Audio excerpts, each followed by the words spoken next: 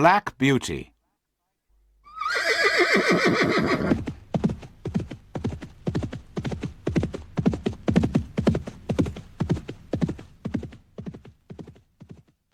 Chapter 1. My First Home. The first place I can remember well was a pleasant field with a pond of clear water in it. Trees made shadows over the pond, and water plants grew at the deep end. On one side was another field, and on the other side we looked over a gate at our master's house, which stood by the roadside. At the top of our field were more tall trees, and at the bottom was a fast-running stream. While I was young, I lived on my mother's milk, but as soon as I was old enough to eat grass, my mother went out to work during the day and came back in the evening. There were 6 other young horses in the field, although they were older than I was. We all galloped together round the field and had great fun, but sometimes the others would kick and bite. "They are young farm horses and haven't learned how to behave," my mother told me. "You are different. Your father is well known, and your grandfather twice won the most important race at Newmarket. Your grandmother was quiet and gentle, and you have never seen me kick or bite, have you? I hope you will grow up to be gentle and a willing worker, and never bite or kick." I have never forgotten my mother's advice. She was a clever and sensible old horse. Her name was Duchess, but our master often called her Pet. He was a good, kind man, and my mother loved him very much. Whenever she saw him at the gate, she trotted across. He used to pat her and say, "Well, old Pet, and how is your little darky?" I was a dull black colour, so he called me Darky. He sometimes brought a piece of bread for me, or a carrot for my mother, and I think we were his favourites. When I was 2 years old, something happened which I have never forgotten. It was early spring, and there was a light mist over the trees and fields. I and the other young horses were feeding at the lower end of the field when we heard the distant cry of dogs. The oldest among us lifted his head to listen. "There are the hounds," he said, and immediately raced off. The rest of us followed him to the top of the field, where we could see several fields beyond. My mother and another old horse were standing near. "They've found a hare," said my mother, "and if they come this way, we shall see the hunt." Soon the dogs were all racing down the field next to ours, making a loud yo, yo, yo, yo sound at the top of their voices. After them came men on horses, some in green coats, and all galloping as fast as they could. Suddenly the dogs became silent, and ran around with their noses to the ground. "They've lost the smell of the hare," said the old horse. "Perhaps it will escape." But the dogs began their yo, yo, yo, yo again, and came at full speed towards our field. Just then, a hare, wild with fear, ran towards the trees. The dogs jumped over the stream and ran across the field, followed by the huntsman. 6 or 8 jumped their horses over the stream, close behind the dogs. Before the hare could get away, the dogs were upon her with wild cries. We heard a terrible scream, and that was the end of the hare.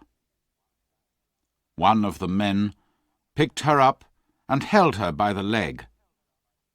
She was covered in blood, but all the huntsmen seemed pleased. I was so greatly surprised that at first I did not see what was happening by the stream. But when I did look, I saw a sad sight. 2 fine horses were down, one in the stream and the other on the grass. One rider, who seemed unhurt, was climbing out of the water, but the other lay quite still. "His neck is broken," said my mother. "I can't understand why men are so fond of this sport. They quite often hurt themselves and ruin good horses, all for one hare that they could get more easily some other way. But we are only horses, and don't know why men do these things." They carried the dead rider to our master's house, and I heard afterwards that it was George Gordon, the only son of a local landowner, and a fine young man. A man from the village came to look at the black horse on the grass. The animal was in great pain, and one of his legs was broken. The man began to feel the horse all over. Then he shook his head. Someone ran to our master's house and came back with a gun. Soon after, there was a loud bang and a terrible cry. Then all was still. The black horse did not move again. My mother was very unhappy. "I've known that horse for years," she said. "His name was Rob Roy. He was a good, brave horse." She never went near that end of the field again. Not many days after, we heard the church bell and saw a long, strange black carriage pulled by black horses. They were taking the body of young George Gordon to the churchyard to bury him. He would never ride again. I never knew what they did with Rob Roy, but it was all for one little hare.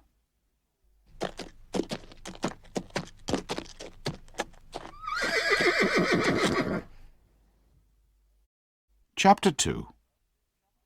Birtwick Park. I was beginning to grow handsome. My coat was fine and soft, and was a shiny black. I had one white foot, and a pretty white star on my forehead.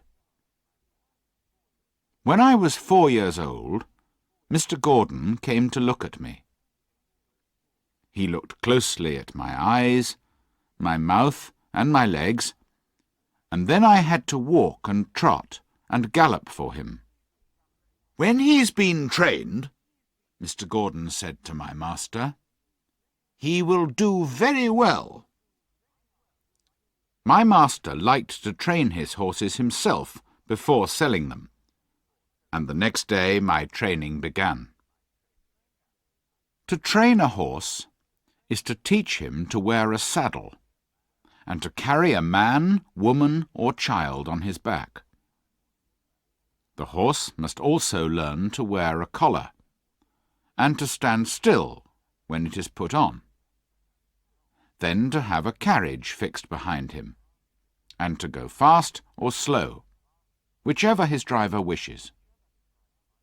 He must never bite or kick or talk to other horses, and must always do what his master tells him, however tired or hungry he feels.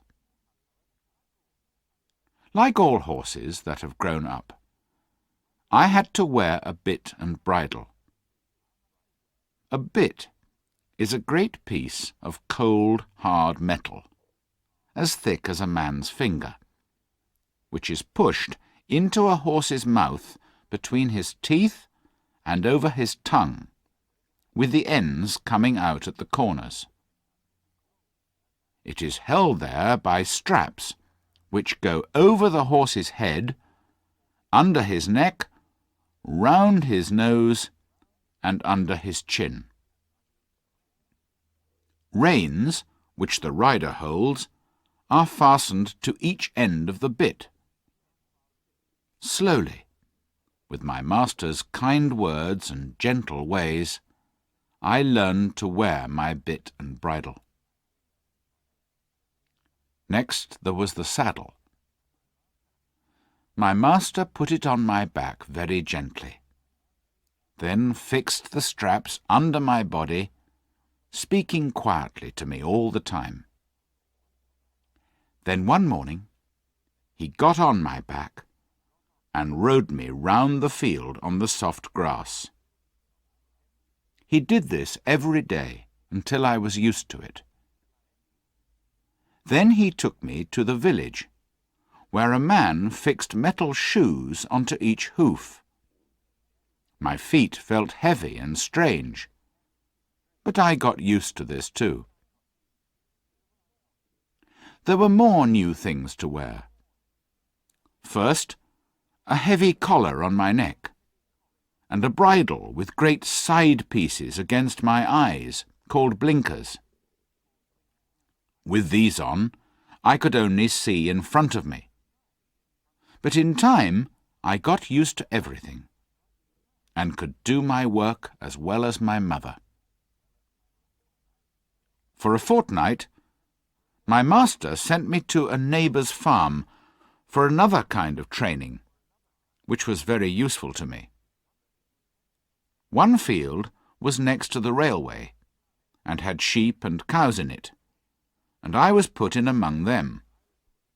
I shall never forget the first train that thundered by, and how I galloped to the far side of the field, trembling with fear at this terrible noise.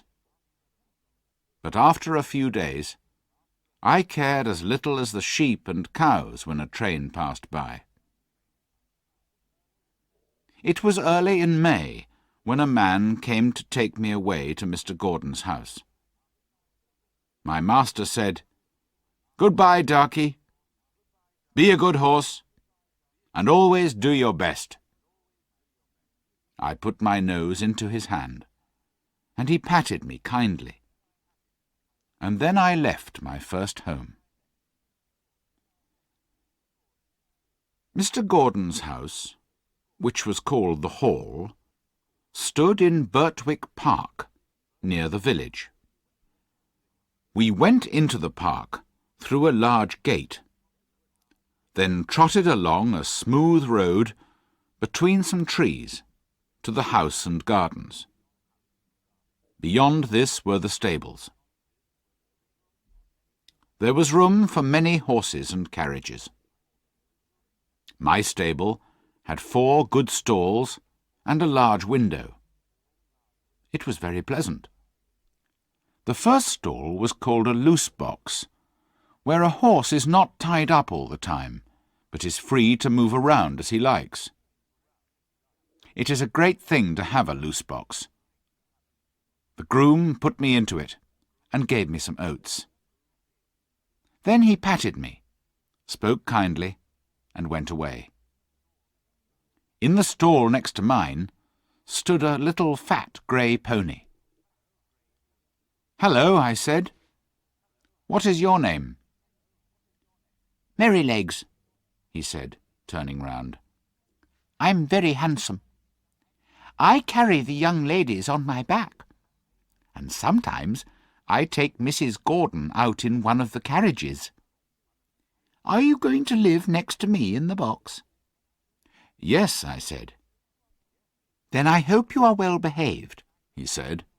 "I don't like anyone who bites." A horse's head looked over from the stall beyond. It was a tall brown mare, and she did not look pleased. "So it's you who's turned me out of my box," she said. I'm sorry, I said, but the man put me in here, so it's not my fault. I don't want to argue with anyone. I just wish to live in peace. Later, Merrylegs told me about the tall brown mare. Ginger has a bad habit of biting people, he explained. One day she bit James in the arm, and Miss Flora and Miss Jessie, the children, were afraid to come into the stable after that. If you don't bite, I hope they'll start to come again. I told him that I never bit anything except grass, and could not understand why Ginger bit people. And no one was ever kind to her before she came here, said Merrylegs. John and James do all they can to please her, and our master is never unkind. I'm 12 years old, and I know that there isn't a better place for a horse all round the country than this. John has been here 14 years, and is the best groom there ever was. And you never saw a kinder stable boy than James. There was no reason for Ginger to bite anyone. It's her own fault that she did not stay in the box. The name of the groom was John Manley. The next morning, he got out his brushes and gave me a good grooming, then put a saddle on me. He rode me slowly at first, then at a trot, then at a gallop. As we came back through the park, we met Mr. and Mrs. Gordon. They stopped, and John jumped off. "Well, John, how does he go?" said Mr. Gordon. "He's a fine horse, sir," said John. "He's fast, but the lightest touch of the rein will guide him." They were shooting birds near Highwood, and a gun went off close by. He pulled up a little, but I just held the rein, and he wasn't frightened at all. It's my opinion he was never frightened or beaten when he was young. "Good," said Mr. Gordon. "I'll ride him tomorrow." I remembered my mother's advice, and the next day I tried to do exactly what my master wanted me to do. He was a very good rider, and when he came home, his wife was waiting for him at the door. "How do you like him, my dear?" she asked. "I have never ridden a more pleasant horse," answered Mr. Gordon. "What shall we call him?" "What about Blackbird? Like your uncle's old horse," said his wife. "He's far handsomer than Blackbird," said Mr. Gordon. "Yes," she said, "he's quite a beauty. And he has a kind, intelligent face. Shall we call him Black Beauty?" "Black Beauty? Why, yes, I think that's a very good name," said Mr. Gordon. John went into the stable and told James. "I'd call him Rob Roy," said James, "if it didn't remind everyone of the past. I never saw two horses more alike." "That's not surprising," said John. "Didn't you know that Farmer Gray's old Duchess was the mother of them both?" So poor Rob Roy, who was killed at the hunt, was my brother. Now I understood why my mother was so unhappy when he died. John was very proud of me, and seemed to know just how a horse feels. And James was kind too. A day or two later, I went out in the carriage with Ginger. I wondered how we would get on together, but I found it easy to trot along beside her. Merrylegs was a happy little pony, and was everyone's favourite. We were soon great friends, and I became quite happy in my new home.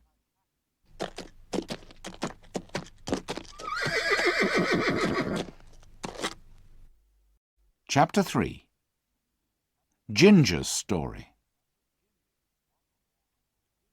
What more could I want? Freedom. For the first 4 years of my life, I had a large field where I could gallop around at full speed, with no straps, no bit, and no blinkers. Now I stood in a stable, night and day, except when I was wanted for work, and sometimes when John took me out, I felt so strong, so full of life, that I wanted to jump or dance.